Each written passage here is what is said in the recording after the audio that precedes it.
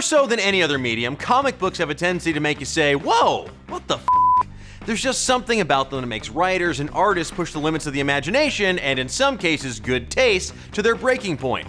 Last week, for example, the internet lost its damn mind when it was revealed that, spoiler alert, an entire decade of DC Comics canon had been stolen by Watchmen's big blue weirdo, Dr. Manhattan, who was messing with the time stream. And more controversially, that Captain America has secretly been an agent of Hydra for the entirety of his existence.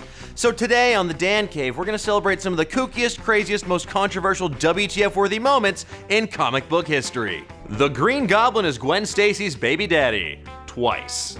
There's nothing like tarnishing the legacy of a beloved character, huh? Well, that's exactly what J. Michael Straczynski did in the Sins Past storyline. It was revealed that before Gwen Stacy died, she traveled to France, where Norman Osborn, aka the Green Goblin, aka Becky with the bad hair, seduced the wee baby Gwen and impregnated her. She gave birth to twins, who then began aging extremely rapidly thanks to the goblin serum flowing through their veins that they inherited through their father, which is weird, so I didn't think you could inherit serum, but I guess that's why I'm not a goblin baby daddy.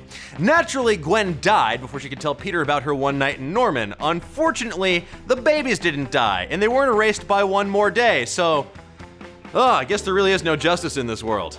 The death of Jason Todd. While The Killing Joke contains the shocking scene of the Joker paralyzing and torturing Barbara Gordon, even more shocking, arguably, was the death of Jason Todd at the hands of a crowbar-wielding Joker. And the worst part is that this is our fault.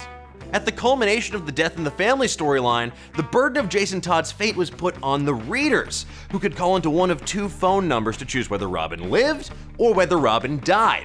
Now, 5,271 people called in to save Jason's life. Unfortunately for JT, 5,343 complete monsters called in to murder the boy. Wonder. Are you happy now? Oh, you are?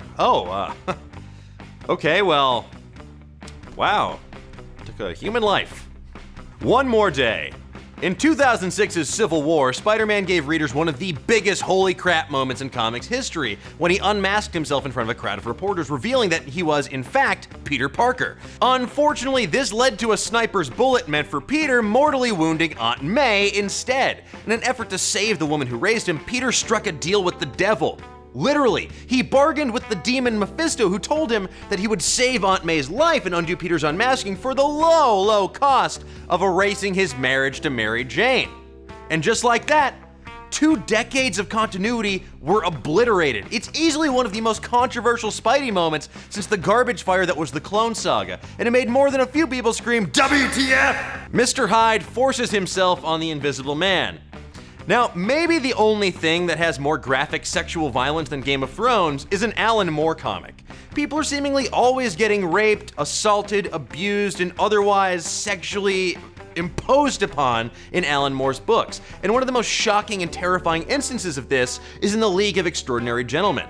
In the comic, the Invisible Man had betrayed the League and assaulted their friends. So Mr. Hyde took revenge in the brutalest form possible, by raping the Invisible Man to death. The fact that the Invisible Man was a piece of shit rapist himself doesn't make it better, but it doesn't make it oh, God, this Alan Moore, what are you doing, man? Spider-Man has radioactive semen. That's right, as it turns out, doing whatever a spider can comes with the unforeseen bonus power of having a weaponized penis. In the ultra-dark Spider-Man Reign miniseries, it was revealed that Mary Jane died of cancer as a result of being exposed to radiation found in Peter's bodily fluids. Specifically, that fluid. You know, Peter's skeeters. With great power comes a great responsibility to always use protection, and oh, God, this episode's bumming me out. The girl in the fridge. Now, not only did Ron Mars turn Hal Jordan into a mass murderer in the Green Lantern storyline Emerald Twilight, but in 1994's Green Lantern number 54, he created a moment so uncalled for that it became a trope unto itself.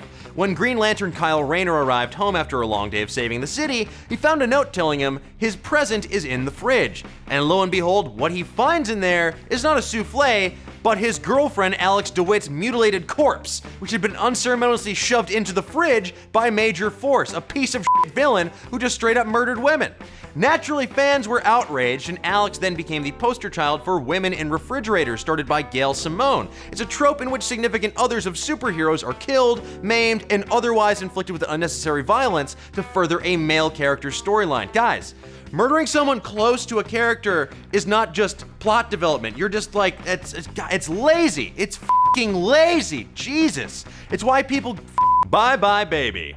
Now, The Walking Dead's basically just a series of interstitial dialogue in between moments that make you say, what the did I just read aloud to yourself? It's a skill that Robert Kirkman and Charlie Adlard have turned into a science, a particularly brutal science. Guys, choosing one moment is hard enough. I mean, Rick gets his hand chopped off by the governor, Jaime Lannister style. Glenn's head cosplays as a baseball for Negan's bat.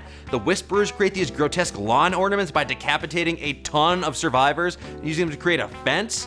But worst of all is what happens to the wee baby Judith. Now on the show, little ass kicker miraculously survives damn near everything that happens to the group. But in the comics, Robert Kirkman devised something far more devious.